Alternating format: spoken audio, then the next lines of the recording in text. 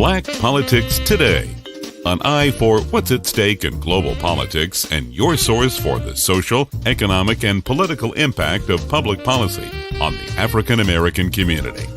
Your host, Kelly Michael Williams, is a political strategy veteran with an undefeated campaign record and the political experience that spans nearly 3 decades, from Mayor Willie Brown in California to President Barack Obama in our nation's capital. So get ready for a fresh and honest approach on the politics that affect you and your family the most. Now, your host, Kelly Michael Williams.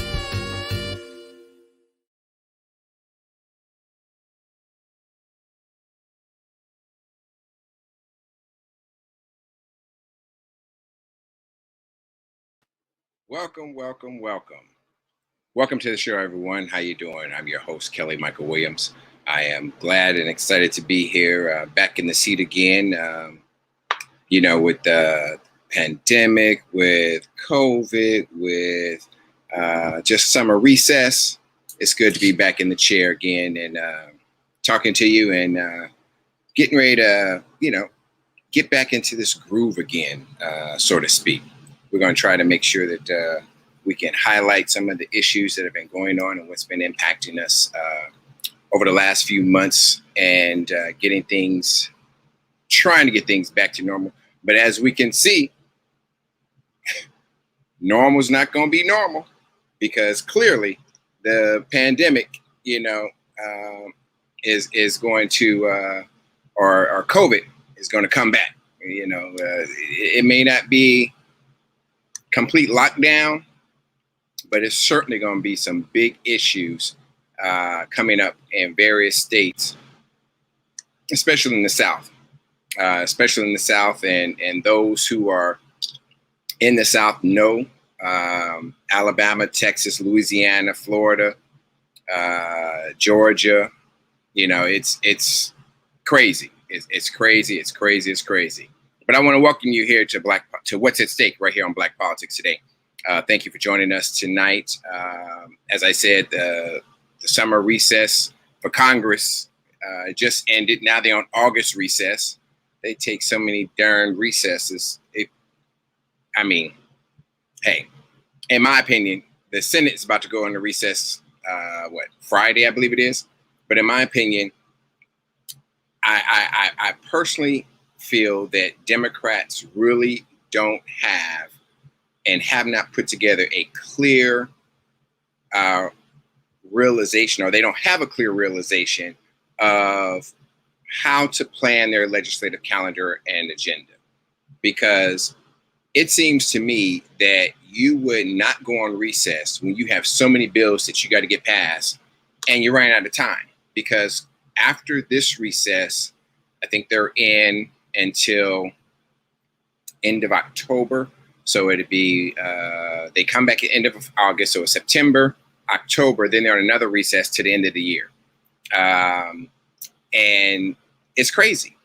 And then you get into the next year, which is campaign season, and who knows what they're going to get done, if anything, because the Republicans can sit back on their behind and do nothing. What's his name? Chuck Schumer. Chuck Schumer said that he was not going to take a recess. He was going to work through the recess to get things done, the voting rights, the infrastructure, the judges.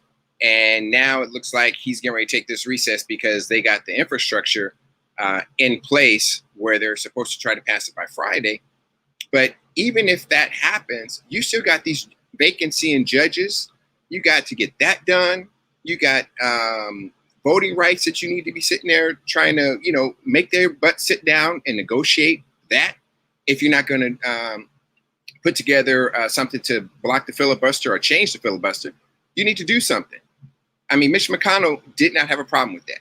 He canceled recess last year and then put another, 75, 80 judges through and in that 30 days. Come on now. That's what needs to happen. And that's not what's happening. And so I'm just like, I don't get it. I don't understand it. I don't get it. It irks me to no end. You got voting rights, the eviction moratorium, George Floyd Justice and Policing Act. I mean, Tim Scott said that was at the finish line last week, that it was going to get done. Everything is well, great. But, I knew his behind was going to not get it done. I knew he wasn't going to do it because Mitch McConnell and the Republicans don't want it done. And if all they're going to do is hang up on qualified immunity, I mean, let's be real.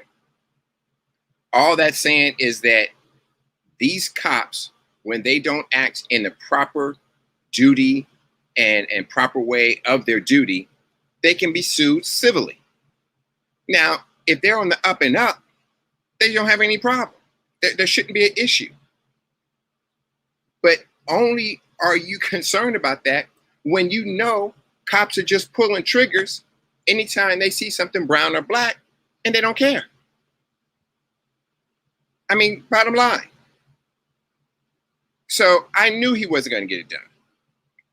And the problem with that too is that since the pandemic, since we were coming out of the pandemic early this year, I mean, we had a number of shootings, police involved shootings of black men and brown boys, right?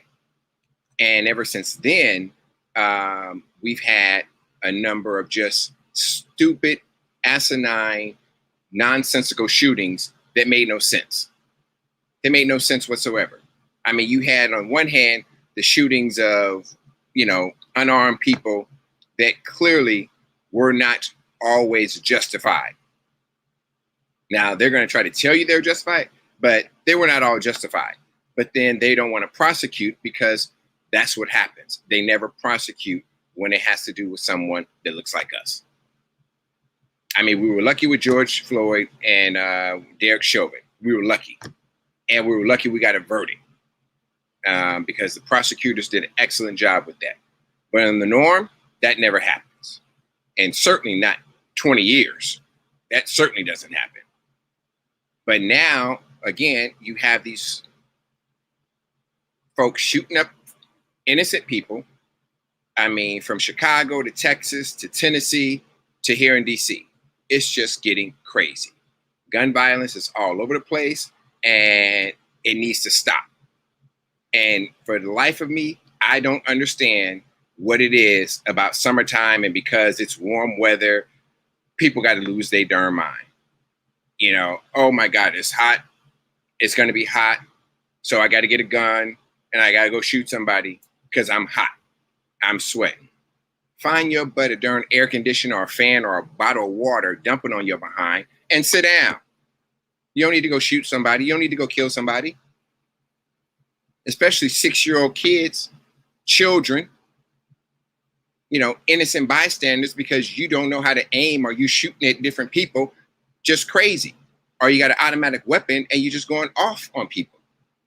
It's crazy. And we got to do something about it. So tonight, our guest, Durham County Sheriff Clarence Birkhead, is no stranger to BPT. He's a regular here, and we are excited and glad to have him. He's going to help us figure all this out. He's active in many professional organizations, including the North Carolina Sheriff's Association, Major County Sheriffs of America, National Sheriff's Association, and the National Organization of Black Law Enforcement Executives, NOBLE. If you want to join the conversation, give us a call at 516-590-0143. That's 516-590-0143. And we'd be glad to take your call.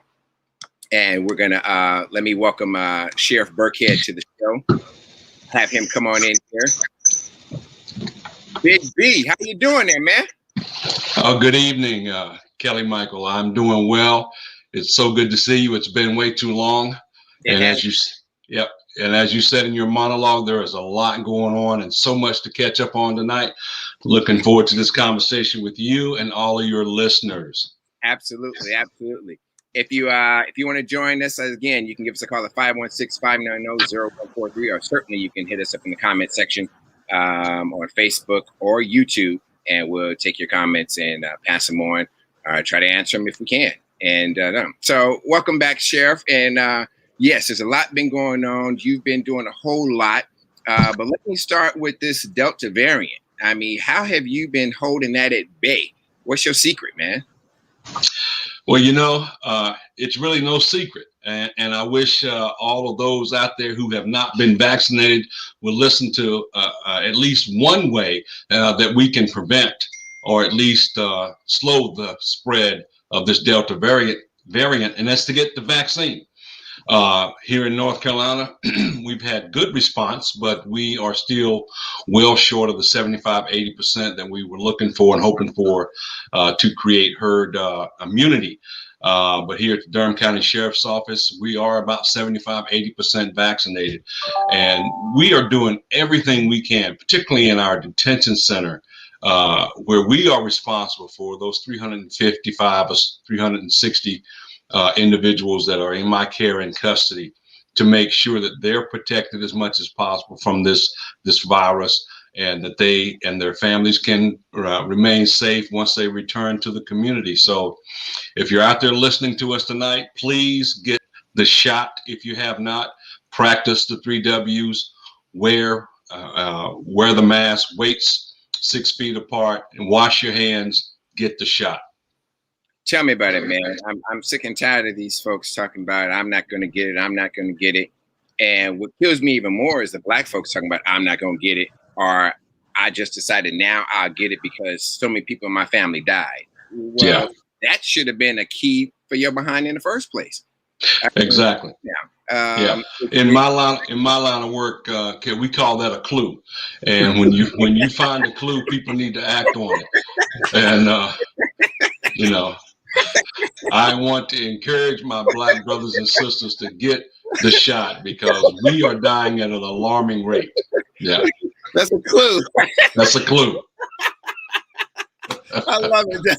I love it. That's a clue. So that's a clue. Behind in. You know what I really want to say, right? I know. Go behind in and get the shot.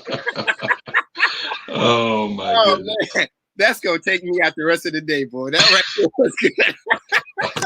He said, "That's a clue. If everybody's dying in the family, go get the shot." Okay. Go get the shot. Oh man. So let me ask you, because North Carolina is largely conservative. Yeah. I mean, Obama got it a couple of times, but for the most part, it's like right there on the edge. You got like a 55-45 type of switch going back and forth there. And law enforcement is, in most cases, very conservative. So how are you able to like mandate? Because I saw that you like have a mandate for your officers that they all have to be vaccinated. And I'm sure you got a lot of resistance in that. I mean, how were you able to, make sure they understood the value, they understood the reasoning and the protocol behind it, but they understood their responsibility behind that? Yeah, no, that's a very good question, and you're absolutely correct. And let me tell you what we did. Making the vaccine mandatory, as I said a moment ago, it's my responsibility to protect and serve this community, and certainly those who are incarcerated at the Durham County Detention Center. So when I made it mandatory for all of my employees, we did. We got some pushback, but for the most part, people got on board. And here's what the difference was. I gave them the material and the evidence that the vaccine was safe. I hosted town halls with medical professionals, so they were not just hearing it from me. And so I educated the people on really what was going on with this vaccine and how it was safe, even though it was authorized under the Emergency Utilization Act. So I was able to educate them. And secondly, here in North Carolina, the sheriff has the sole responsibility to charge and to hire and discharge individuals at my will. So that put a little pressure on them. They knew that they could not push back. And even when I had an individual take me to federal court, thankfully, that case was dismissed because we're on solid ground, being a public employer and being the office of the sheriff. I have the authority to hire and discharge. But the most important thing we did was educate, and try to put the information in front of people so they can make an informed decision. Now, we did have some who had bona fide religious and medical exemptions, and certainly I honored those, taking that into consideration. But But we've been fortunate here in North Carolina, and we're still encouraging. I was in a meeting just last week with 61 of my sheriffs, my colleagues here in North Carolina, and we are encouraging everyone to get the vaccine. I was watching the news, I think this past weekend, and they had some folks there in North Carolina. They were first responders, nurses, and people like that, who were absolutely defying the idea that they're going to get the vaccine and questioning whether or not the CDC was really the CDC and if they were actually factual information. I'm not even mind boggled about it, or it's not mind boggling to me. It's really stupidity. But I'm trying to understand, how is it that you can be in a hospital, or how is it that you can be a sheriff, be in a detention center, and actually want to try to reject the idea that what you need to have, which is the same thing you had to have when you had measles, polio, and chicken pox and everything else. Your kids had to go through it, and everybody born after 1950 had to go through it from polio on. So how is it that you can dispute this? And even if you are conservative, you were pushing Donald Trump to warp speed it, get it done fast, and congratulated him when he done it. But now you don't want to take it. Yeah. It makes no sense to me. No, and where we fall short is we try to apply logic to some folks' illogical thinking. Right. And that's what that is. It is completely illogical. And those are individuals that we will never reach. So as my grandmother and my 99-year-old mother would say, we just go pray for them, baby. And we, hope that they don't come around us. So help them go and we recognize that. So and if we don't pray for them, baby, we just say bless their heart, bless their heart and keep it moving. So but it's sad that there's so much misinformation out there, Kelly Michael, and we spend a lot of time combating that misinformation, whether it's on YouTube, Facebook, Twitter, Snapchat. All of these platforms have allowed this misinformation to be perpetuated, and it has really sort of poisoned the minds of those who are weak enough to fall for it. And I'm sorry, that's the only way I can say it. That's the way it is. Yeah, and so we just really have to do what we can do to protect ourselves, protect our family, and protect the community at large. We were at an event this past weekend where we hosted vaccinations, and we had Black and brown and white and homeless and individuals that really wanted to come out and get the shot. And I was really happy to see that stream of people coming through in our community to get the shot, because there are people out there who definitely believe it and just need a little push and encouragement to come and get the shot. And we make it convenient for them here in Durham County, North Carolina. But shouldn't personal responsibility and our national security override this personal liberty, especially when we look back at 9/11 and how under 9/11, our personal, our privacy, everything was taken away from us because of that. And I would have thought, and I was hoping, that there was a national mandate because of the national security issue dealing with this that we should have dealt with.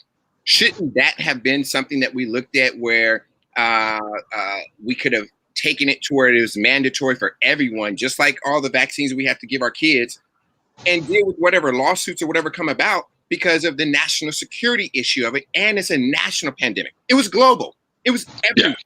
So it wasn't like you could not get it. You're going to get it. Okay? Yeah. Somebody in your family, someone is going to touch everyone in this country. It touches everyone in the globe.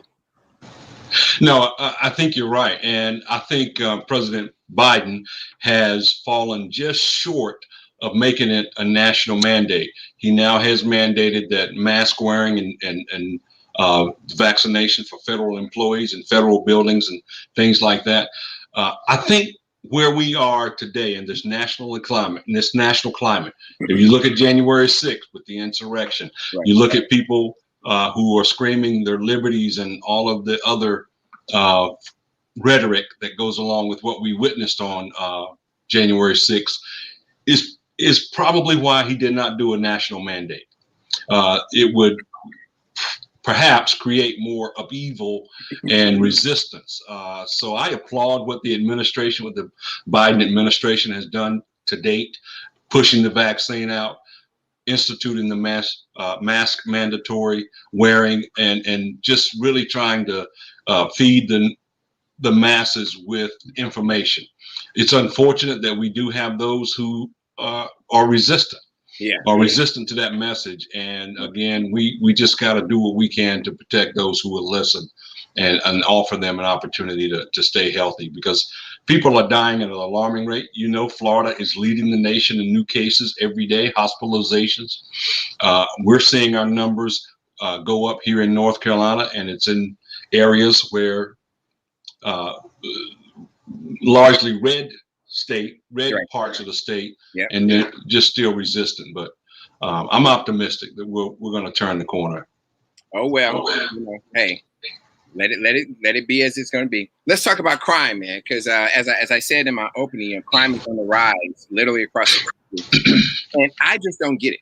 I don't understand why every year, every summer, we have this rise, and it's always tied to the fact that it's warm, it's hot, people are outside, they have nothing to do. I mean, it makes no sense to me. I mean, if I'm hot, if I'm sweaty, if I don't have a job, nothing says to me, go pick up a gun and go shoot somebody because I'm just bored. I don't understand this mentality. Yeah, every community, particularly our large urban centers in the United States, are experiencing an increase in gun violence, crimes against person. And it really is unexplainable. Yes, whenever the summer months roll around, we know that there's going to be an increase. People get agitated easy, but the access to weapons now is unprecedented. The amount of violence that we're seeing today is unprecedented. Some say it's sort of the COVID effect. I'm not sure that plays much into it, because we were experiencing some of this violence pre-COVID. But right now, there's so easy access to weapons, and people have no conflict resolution skills, that they are just picking up guns and doing what they want to do and shooting people left and right. Here's one thing I will say. Our criminal justice system is broken, and I know we're going to talk about criminal justice reform in just a moment, but the absence of order is chaos. And we know what the national conversation has been over the last 18 months or so: defund the police, soft on crime, and really giving second and third and fourth chances. I applaud that, and I'm with that. However, you cannot continue to just dangle the carrot and not have the stick. Okay, we have to have punishment for those who do wrong. Right. Here in North Carolina and Durham County, my strategy has been to go after those individuals who are committing these violent crimes, who are perpetuating this gun violence. They need to be locked up. We know that urban violence is real, and that there are a lot of factors that contribute to urban violence: concentrated poverty, food deserts, and lack of access to opportunities for good employment. All of those things contribute. But now with the proliferation of guns, it just makes it easy for people to sort of lose their mind and again shoot indiscriminately throughout neighborhoods and hit innocent people. And that, Kelly Michael, has to stop. And it's incumbent upon every law enforcement professional and executive to focus their efforts on that. I don't want to over police black or brown or any neighborhood. Right. But this violence has to stop. We lost a 9-year-old last week, caught up in the crossfire. And one of my neighboring jurisdictions, individual in road rage killed another innocent child. No, we cannot put up with that. We need our prosecutors to come to the table. We need our judges to come to the table and say enough is enough. When law enforcement identifies you and apprehends you, there will be consequences when you commit these acts. Yeah, we had a 6-year-old killed about 2 or 3 weeks ago as well. And the same thing, crossfire, just shot up and got to him. That's what really gets me. I just don't understand it. don't know why, and it makes no sense to me. It's not. I have no sympathy for the violent crime, and I'm not for over policing either, but I'm certainly for as would have happened before we had all these guns, taking your butt, snatched you up, and whooped your behind, right? And in this case, put yourself in behind some bars and let you sit there for a while, right? And get some common sense. If you got some mental health issues, then we send your butt to a doctor. But other than that, it's crazy to me. I just don't understand it. And let's look at that. Your office is have a number of programs that you put in place in your first term, and you have some community policing. You have some other things going on. How are you guys able to squelch some of this crime? Because you've been able to hold it down pretty well, and you had some upticks and some spikes here and there. But how are you guys able to hold on and do so well, as well as you are able to do, given the circumstances? Yeah, no, it really is all about community engagement. We cannot arrest our way out of this situation and this gun violence, and we know that. We need every community member to be as outraged as we are. When I go to communities or I host town halls, I talk to the mothers, I talk to the grandmothers, and they know, someone in that community knows who's committing these crimes and doing all of this random shooting. So we need their help, and we have had their help in identifying some of the individuals who are perpetuating this. It takes all of us. And so one of the things that we've done is, I've got a strike team now, which is the Sheriff's Targeted and Enforcement Program. We're going to identify those individuals, and we're going to be laser focused in trying to locate them and apprehend them and bring them to justice. And we encourage our community members to get involved with that. The other thing that we've done is we partner with our state, local, and federal agencies. So again, some of these crimes need to go to the federal level. So if I'm working with the DEA or the FBI on the task force, and we've got this individual who's habitual, who's been committing these violent acts time and time again, they need to go spend some time in federal prison. And so we enjoy those partnerships. Again, we're not trying to target Black and brown neighborhoods. We're not trying to over police anyone. We're trying to keep our entire community safe. And that's the goal. Durham is enjoying such a boom right now. We have 20 people a day moving to Durham, North Carolina. We've got industry coming here, from technology to textiles, coming to this area, enjoying the good quality of life that we have here. And we don't want to tarnish that with this continued gun violence. And we've been successful. On the other side, to the second part of your question, is in our jail, we do mental health treatment. We have mental health treatment on site. So if you're with us for more than 3 days or a week, we're going to make sure you have an assessment. We're going to try to plug you in with the resources that you need while you're incarcerated, but also when you get released. And if you have an opioid addiction disorder or opioid abuse disorder, we've got medication-assisted treatment inside our facility. One of the first in North Carolina to do so, where we provide men and women with treatment to help them kick their addiction to these drugs. And then we have the wraparound services with our public and private partnerships. So when they are released, they can continue that treatment and continue to get themselves healthy and clean and become active and productive members of society. And those are some of the things that we're doing at the Durham County Detention Center and in my jurisdiction. That's excellent. That's really good. I mean, because my whole feeling is about this, we're looking at the summertime and all the issues of, oh, well, because this warm is hot. Sometimes I think it's just an attitude. The unemployment issues address, that has some impact. The addictions have some impact and all those things. But minus those, minus the addiction, minus the homelessness, or minus the unemployment, is it an attitude? Is it just an attitude of like, okay, well, let me just get the gun and just use it because it's easier than actually doing what we used to do, which is just put our fist up and take care of business. But you walked away, but you were still alive. Right. No, I think it is an attitude. From my experience, Kelly Michael, I think there are two things that contribute to it. People are hurting. The pandemic certainly did not help that. Right. So we have individuals, particularly our young people, who have experienced trauma beyond our comprehension.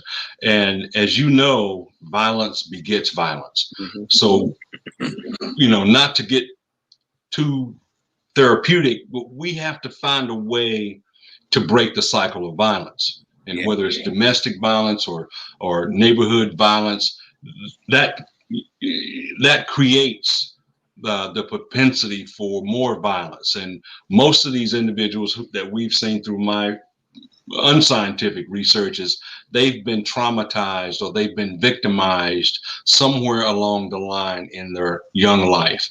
And I say young life because a lot of the individuals that we're seeing commit these acts of gun violence are young, under the age of 30, under the age of 25.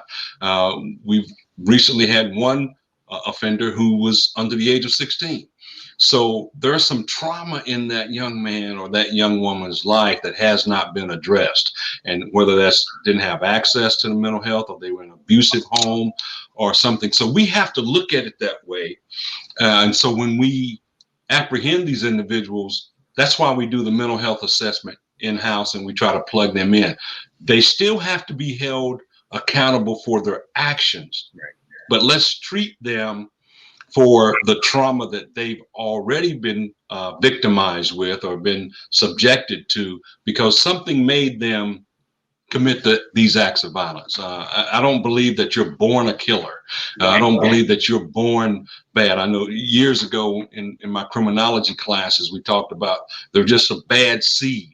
Well, no, it's not just a bad seed. Maybe we didn't cultivate that seed as a society well enough when they were coming along and they were already traumatized. So we have to treat the addiction, we have to treat the trauma, and then we have to limit the access and opportunity for them to commit these acts of violence. And then the last thing I want to say about this, there are no consequences. I mentioned this a moment ago. Individuals, if they don't see that there are consequences for their actions, they're going to continue to do that. You might steal a candy bar today, you get away with it, you don't get caught. The next week, you're going to steal a car. You steal a car and you get away with it. There are no consequences. Or let's say you get apprehended and you get set free. You're going to go out and break into a store. You're going to shoot somebody. So we know that there's an elevation in behavior. So we have to, again, have consequences for your actions. And that's where I need the DAs and the judges to join us in addressing those individuals and get them the help that they need, but get them off the street before they kill someone else. So let's talk about some of the police violence that we had, because I think we may have touched on it before when it first happened, but things have changed now. The Elizabeth City shooting of I think Andrew Brown. And how has that, because that was the sheriff's office that was involved in that, how has that impacted your ability to still community police your community and your county and deal with the backlash of the marches and things that went on there, and the DA deciding, and we're not doing anything here, everything was fine and beautiful, and everyone gets to go home freely? Yeah, every time we experience or witness one of these tragic, very tragic incidents where a life is lost at the hands of law enforcement, it sets all of our communities back. All of our the progress that we've made, whether it's in Elizabeth City, North Carolina, or if it's in Cleveland, Ohio, or Brooklyn City, Minnesota, it doesn't matter. It sets back the relationship building that we spend time and time again, day in and day out. So yes, I've felt the backlash, particularly here in North Carolina with the incidents down in Elizabeth City. And so it just makes me double my efforts to reach out to the community and let them know what we stand for here in Durham County. Just continue building those relationships. And we also have to be as transparent as possible. The situation in Elizabeth City where the DA just sort of dug himself in. I'm not a DA, so I'm not going to question his reasoning, but it wasn't a good look. And I can't say whether it was the right thing or not. That's for the courts to decide. But what I can tell you is it damaged the relationship between that county sheriff and his community, but it also damaged the relationship between my county and my office. And we have to continue to build that. And we know that's human nature. What we've heard over the past 18 months or so or more, that all law enforcement is corrupt. No cop is a good cop. There are no good cops. And we have to combat that message every day. And the way we do it here is we have to show up time and time again. And when we're wrong, we have to say we're wrong, acknowledge it, and work to fix it, and not hide behind, I heard you mention in your monologue, qualified immunity, and not hide behind this blue line of code of silence or whatever it is, which I don't subscribe to. But so we have to engage our community at every front, every opportunity. So you recently with your budget, and we had talked about defunding the police, and you were not supporting that tagline of operation, but you did understand that resources need to be allocated to certain areas and different areas to help you be able to police and do what you need to do, because everything didn't need a badge and a gun. So how is that coming along, and what are you doing there? Yeah, no, I think we are at a pivotal point with criminal justice and criminal justice reform. I'm proud to say I'm at the forefront of that. I'm trying to lead that effort because it is time for change. I think we should reimagine how we respond to certain calls, and I certainly believe that a co-responder model has merit and can be effective. But we also know that there are situations where you just cannot or don't want to send an unarmed, untrained person into a potential violent situation. And we've got to be mindful of that. So I welcome the opportunity to develop a co-responder model here in Durham, North Carolina. There are models across the country that are in existence now that are working very well. But defund the police has done more harm than good, in my opinion. We're losing good law enforcement officers every single day because of the pressures of defund the police and just sort of the visceral react by certain communities across the United States. But I do believe it's time for reform, and I do believe we can accomplish that, but we can only do that together. There was an attempt to defund my budget, 10%, which is like be like $136 million for mental health treatment. But what they fail to realize is that's what I'm already doing, as I mentioned, in our detention facility. Right. I'm already partnering with the public and private providers for mental health. So I just don't arrest people and throw them into a cell. We give them an assessment, try to treat their mental health condition if that's what the case may be. Then I'm happy, knock on wood, we have not had a police involved shooting here in this jurisdiction. And our officers are all trained in CIT and being able to recognize when someone's having a mental health episode, get them the help that they need. And that does not always mean that they need to be arrested. So far, so good. We're doing well here in my jurisdiction, and we're going to continue to push that. But I welcome the conversation about a co-responder model and really trying to reimagine criminal justice and what that reform really looks like. I would say refund the police and refund how you decide to fund your operation. So instead of defund, just refund the police and then put in the medical and the mental health, put in the domestic violence, put in the child truancy and other areas, whatever areas you need to have. Put those in. But like I said, everything doesn't need to have a gun and a badge to it, but everything cannot also just be send a social worker there and expect that they're going to be able to handle a violent situation by talking, let me help you and let me talk to you. That's not going to work either. No, and let me say that there is nothing new under the sun, and I'm going to date myself a little bit. I've been in this business for 38 years. I know I don't look that old, but I've been at this for a very long time. And we had a co-responder back in the 90s, the early 90s, and it took one major incident where a social worker was approached in a very negative way, assaulted. They were like, "I'm done. Can't do this." And so people don't know what law enforcement deal with, from the verbal abuse to the physical attacks, and unfortunately sometimes having to use deadly force. That is not what we want to do, but we are subjected to it day in and day out.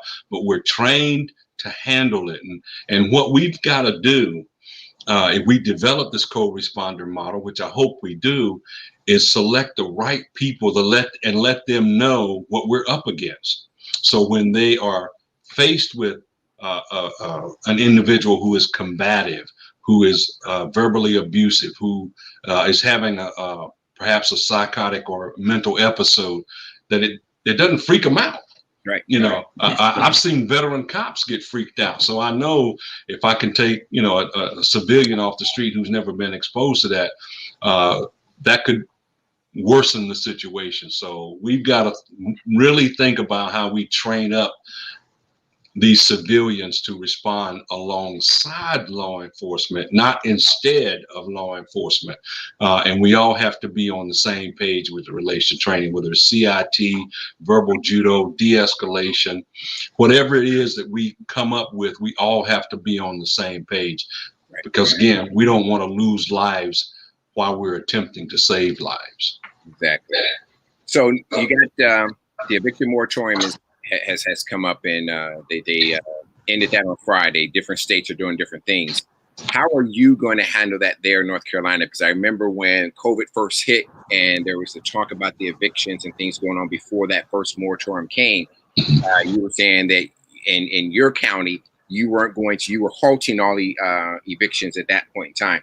How are you going to deal with that in this case? And what are going to be the possibilities? And what's going to be the impact on crime with those evictions if they come in mass numbers, with people's personal belongings out on the curb and things of that nature, and then that feeling of loss and hopelessness that they may now go through? Yeah, no, we're very concerned about the eviction moratorium ending, and here's the law. The law says the sheriff shall serve these papers, and so I cannot be derelict in my responsibility to serve. It didn't say the sheriff may or may not. It says the sheriff shall. So if a paper is served on to us and we receive that from the clerk's office and the judge signs it, we have to serve it. I'm going to continue to do my job, but I'm going to continue to do what we've been doing all along throughout this pandemic.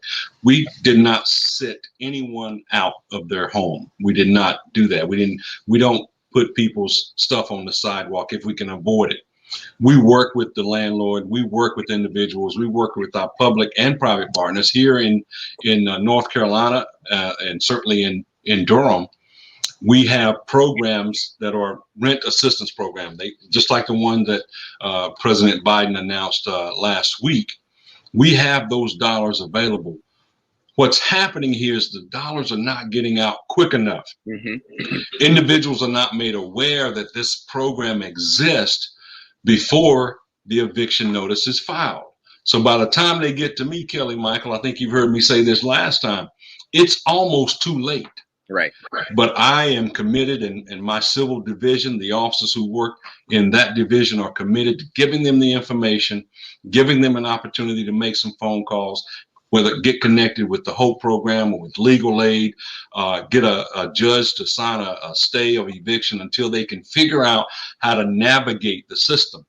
Now, this is not new. Most of us who look like us don't know how to navigate the system. Mm-hmm. So by the time we realized someone was going to help us pay our rent or someone was going to help us pay our light bill, we were sitting in the dark or being set out. Right. So we've got to educate our people to go get that money. Go get that money before the eviction papers are filed on you. And here at the Durham County Sheriff's Office, we're doing that. We're educating people to let them know that there is an alternative. Even when we go serve the paper, we give them the paper, but we also give them a packet of information and say the clock has started, but here are some opportunities for you to stay this eviction and stay in your home. So I'm very, very committed to that. And like I said, during the COVID, we had a very good North Carolina Supreme Court justice who signed the moratorium and said no evictions. And we have a new Supreme Court justice in place now. And he too is compassionate about the evictions and understands what we're up against. So we're going to do everything we can to keep people in their homes. That's wonderful. And before we get out of here, of course, we have to talk about the greatest thing that's going to happen come March 2022, which is your reelection and you coming back for a second term to let these people know exactly how much it means to the county and the state of Durham. How's everything going? I don't know if your race is partisan, nonpartisan, if you're running opposed or unopposed, or you have opponent or candidate. Talk to us about that and where you stand so far. Well, number one, I cannot believe it's been 3 years and it's time for me to run for re-election. And it has been amazingly fast, but we've been very busy. Everything from the blizzard to the pandemic to the violence, and here we are now. My race is a partisan race. I'm sorry, it's a nonpartisan race, but people make it partisan. So there is a Democratic primary and there could be a Republican primary, but here in Durham County, that's not very likely. Am I going to have an opponent? I always expect opposition, but I think we've done a really good job, positioning ourselves to really be successful again. I'm hopeful. We've continued our community work. We've continued working with the various PACs here in Durham County, and we're just doing good work. And last time, we won the election by a significant margin, and I think we've had to carry over through the support of the community. And I'm excited about this election season, believe it or not. Some people say, well, Sheriff Birkhead, when are you going to start your re-election campaign? I said I started it the day after I won the last election, because in this, you cannot stop. You cannot turn it off. But campaigning for me is doing what we do day in and day out, and that is serving. Every day is what you're doing. Yep, that's exactly right. Campaigning is. That's following up on the record. That's following up on the promises, right. And that's putting new things and new policies in place that are helping and protecting the people of Durham County. And that's your election. That's your campaign. That's it. That's my campaign. So we file in December, and like you said, the primary is in March. And if we can shut it down in March and not have a Republican challenger, it'll be smooth sailing to November, and then we will celebrate back on this show the re-election of Clarence Birkhead as the sheriff of Durham County. Absolutely. I'm looking forward to it. Excited about it, and I bring you out here so that you can work out here in DC. Sounds good. Okay. Since you have all that free time on your hand. Oh yeah, right. I'll try to get out there for that golf tournament as well, so that maybe I can get some help out here a little bit. Yeah, that'd be great. We've got a pretty good slate of activities coming up in the near future from the golf tournament. Again, some community engagement. We're going to have an official kickoff where we invite the entire community, as many as those who choose to come, so that we can show how we are committed to the community, and hopefully that we still have their support. And as you mentioned, I'm a member of Noble. I'm a member of Major County Sheriffs of America. We're having conversations at the congressional level about criminal justice reform, the George Floyd Justice Act. So I am really trying to position myself in Durham County to where we can have a broader impact from Durham to DC and across all of this great nation, because I truly believe it is time for change. And I believe it's incumbent upon me and leaders like me to lead the charge and be in these conversations so that we don't get left out and, continue to allow people to tell us what they think is best for us. Right. Okay. You follow me? Right. So we have to be in the room. Right. As Hamilton said, I want to be in the room. I want a seat at the table so that I can speak on behalf of those who look like me and those who do not have a voice. So I'm excited to be a part of all of those organizations, and certainly always excited to be on your show with your national platform. I'm excited to have you each and every time that you come, because I know it's going to be a wealth of information, and I'm so excited and proud of you, Sheriff. I mean, the idea of where you came from, being the first selected, you and your 7 other colleagues, I know each and every one of them are doing some amazing things, and I want to try to put together a big Zoom call where we can get all 8 of you guys together. Yes. Because the reality of it is that in 18, when the state decided that they were going to make a change, and they made that change for all 8 of you in the largest counties in North Carolina, that sent a message, and it should have sent a resounding message, and it should have continued in 20 to continue on, and I hope it comes back in 22 to do so, because the way you guys have operated, especially you, and I know McFadden down in Mecklenburg and Charlotte is doing the same thing. You guys are precise, precisionist, and you're working very intricately and very smart to do exactly what you need to do, so that the attacks, when they come, it's like, okay, but it's done. So what are you talking about? Where are you coming from? What are you trying to do? And that's what I love about you. That's why I'm excited to know you and to have and call you friend and be called friend. Yeah. I mean, I am absolutely excited about what you're doing, and I really hope that the George Floyd Policing Act can be done, because one of the things I had meant to ask you and say, with everything that's going on, because of the violence, the violence going up, and the areas of police shooting, is it still going to be necessary? Is it still going to be out there? Because right now, Tim Scott is doing nothing. Yeah, no, I think it is necessary that we continue this conversation. I've been fortunate enough through some of my affiliations to sit down and have a very candid conversation with Senator Cory Booker. We have tried to have a conversation with Senator Tim Scott to no avail as of this conversation. But we have to come together and make this a nonpartisan issue as much as possible. And as you know, in DC, that the chances of that are very slim. But I think the stakes are too high, that if we don't put partisan politics aside to pass this George Floyd Policing Act, then we've missed an opportunity to show the country that we care about what happens in our marginalized communities. So I know that Senator Booker is committed to this, and I do believe that Senator Tim Scott is committed as well. We just have to come together. We got to close that gap, and I'm going to keep pushing that we do that. I'm happy to say that we're already doing all of the things that are in the recommendations that are in the act already. We've banned the chokehold. We've got a duty to intervene. We've got the early warning system for officers who are involved in use of force or receive too many complaints. We're doing those things right now. So again, it's easy for me to get on board with some of the recommendations, not all of them, but some of them. I think some of them need to be tweaked, but I think we're so close and we cannot miss this opportunity to really reshape criminal justice and certainly policing in these United States moving forward.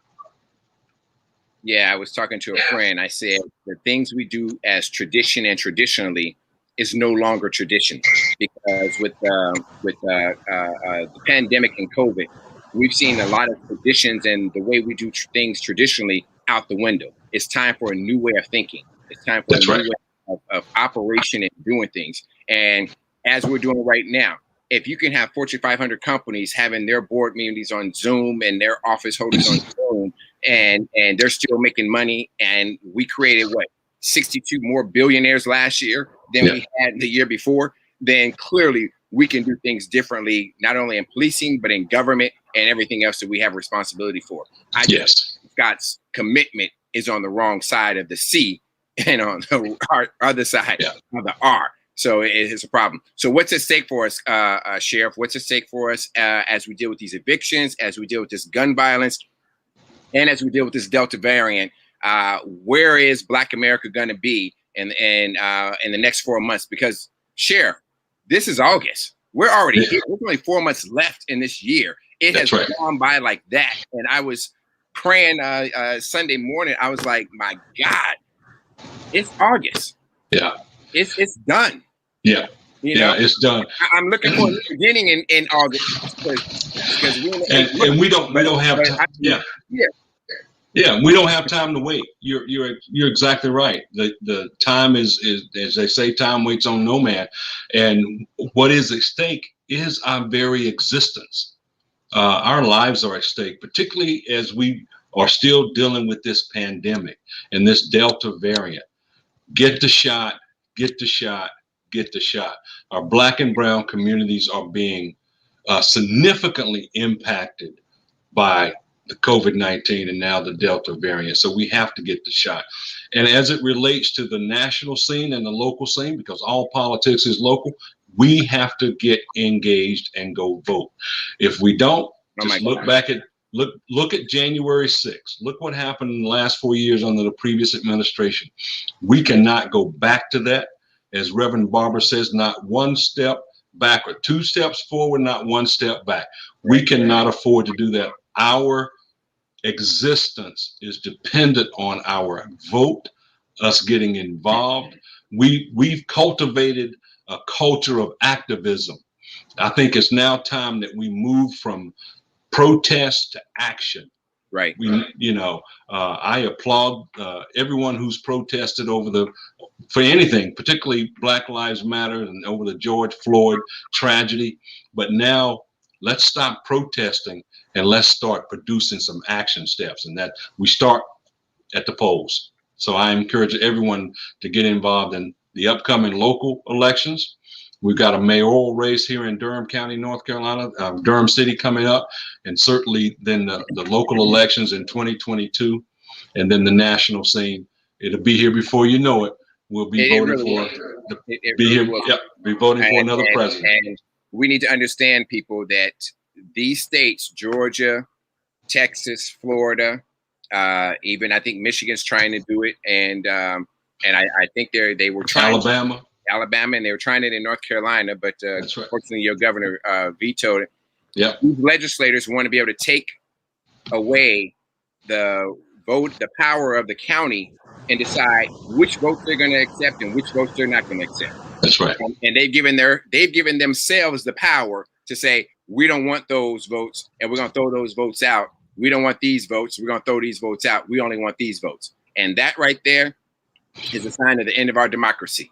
Right. It is. And we're going straight to the bottom of the barrel with that, because if the only votes they're going to throw out is ours. Those are the only votes they're going to throw out. Right. Yeah, that's right. So that's what we have to pay attention. And everybody from your mama to your grandmama to your baby sister to your cousin and little Pookie on the side need to get registered and vote. And if they got to stand in the darn line, stand in line and just do what we got to do. Because until the Biden administration acts and Sinema and Manchin act, which they're not going to do, and Schumer, which they're not going to do, we're going to have to figure out something to do. And it has to start on the local level, because if we can turn these state legislatures over, then we can change state laws. And people got to understand the state legislature is where it's all happening. It's not in Congress. It's at the state legislature, because unfortunately, the Senate's not going to act unless we put more Democrats in the Senate. So if you're listening in North Carolina, you're listening in California, you're listening in Georgia, everywhere, we got to put more Democrats in the Senate so we can get something passed and get something done. And you got to hold on to the House, because otherwise it's done. It's a wrap. It's a wrap. And unfortunately, that's not the wrap I want to have. All right. Thank you, Sheriff. I appreciate you, my brother. Let's talk because yeah, we got to talk and Let's talk. make sure that everything is going well for you out there, and that we can make that migration from North Carolina to DC and empower what's going on. Because unfortunately, what you do in your state and your congressman and your senator is going to impact us here. It's going to impact everybody across the country. And whatever we do here is going to impact others. So we have to have a national agenda, and we have to have a national voice. And I think it's time that Black folks and our caucuses, from the state legislature to the CBC, have a national voice and a national message, which we have not had and we have never had. And it's time for us to get it. I agree. So I think we need to talk so we can put together an agenda together for that, sir. So I want to thank you. Look, thank Sheriff. I'm praying for you. I want everybody out there to understand, get out and vote, do what you got to do, because now's the time. It's time. And I have this song. I should have queued it up so I can play it, because it's time to make a change, right? The wine is. Time to make a change, right? Right. We the people, and we can do it. So until next week, if it's social, economic, or political, it's Black Politics Today. And I want to thank again Sheriff Clarence Birkhead. Please go out there and support him. And when he gets ready to put everything up, I'm going to put it up for you so we can help him, support him. So if he does have a challenger, he don't have nothing to worry about. He can make sure that everything is going to be all right, and he can take care of everything. Like I said, if it's social, economic, or political, it's Black Politics Today. Until next week, or until the next time we meet. Good night, everybody. Thank you for listening to Black Politics Today on I for What's at Stake.